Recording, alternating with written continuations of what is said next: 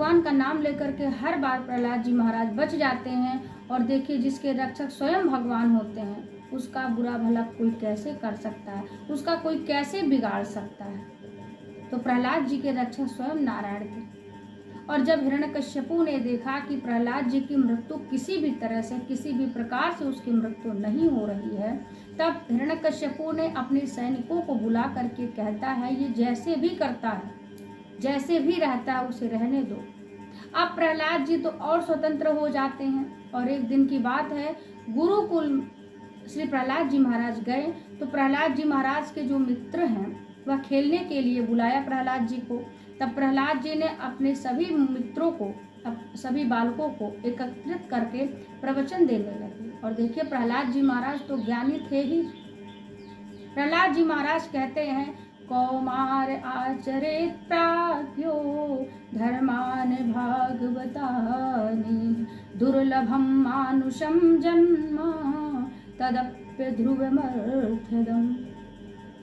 प्रहलाद जी ने कहा, मित्रों, ये जो इस संसार में ये जो नर तन मिला है, ये मनुष्य का जो तन मिला है ना, ये बड़ा दुर्लभ है, बहुत भाग्य से मिलता है। और देखिए, जो बात श्री प्रहलाद जी महाराज अपने मित्रों को कहते हैं, वही बात मानस में बाबा तुलसी कहते हैं, बड़े भाग्य मानुष तन पावा सुर दुर्लभ सब ग्रंथ ही गावा राम सिया राम जय जय राम। तो श्री सुखदेव जी महाराज भागवत में लिखते हैं कि प्रहलाद जी महाराज ने अपने मित्रों को, अपने सखाओं को प्रवचन दिया और कहा कि मित्रों, इस संसार में जो नर तन मिला है ये बड़ा दुर्लभ है और इसका अंत कब हो जाए ये पता नहीं है। इसलिए हमें बचपन से नारायण का, भगवान का भजन करना चाहिए, उनका गुणगान गाना चाहिए।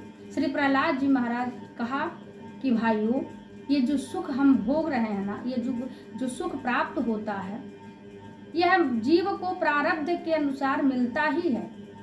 इसलिए हमें नारायण को भजने का प्रयत्न करना चाहिए, हमें उस परमात्मा को प्राप्त करने का प्रयत्न करना चाहिए और अपने मूल उद्देश्य को ध्यान में रखते हुए, याद में रखते हुए भगवान नारायण को प्रसन्न करने का प्रयत्न करना चाहिए।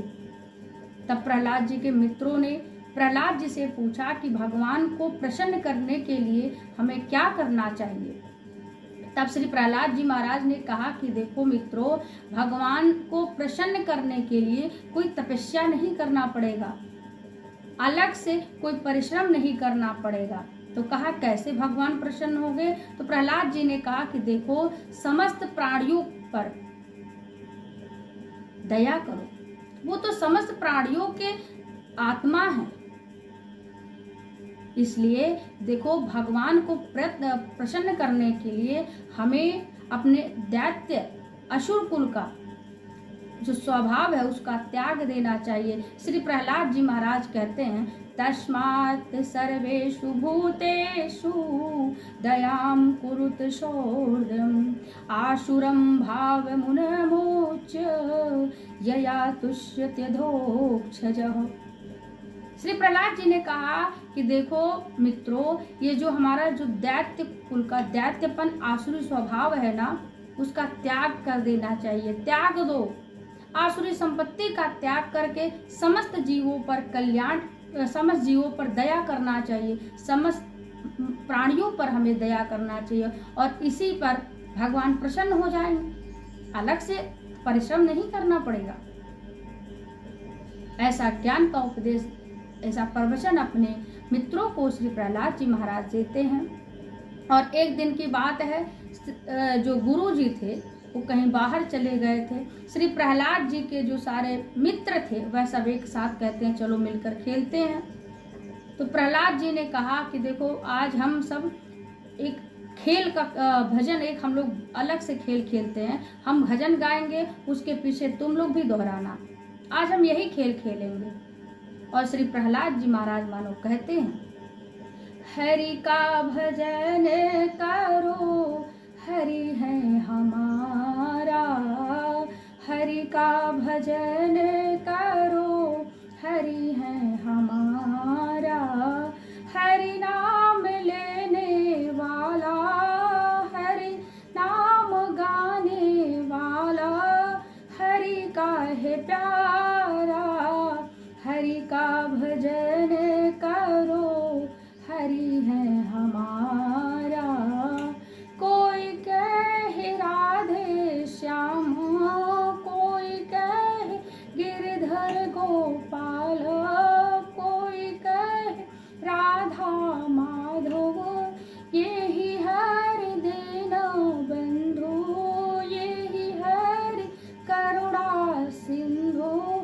नमो बारंबार, हरि का भजन करो, हरि है हमारा। हरि का भजन करो, हरि है हमारा। हरि नाम गाने वाला, हरि नाम गाने वाला, हरि नाम लेने वाला, हरि का है प्यारा। हरि का भजन करो, हरि है हमारा। हरि का भजन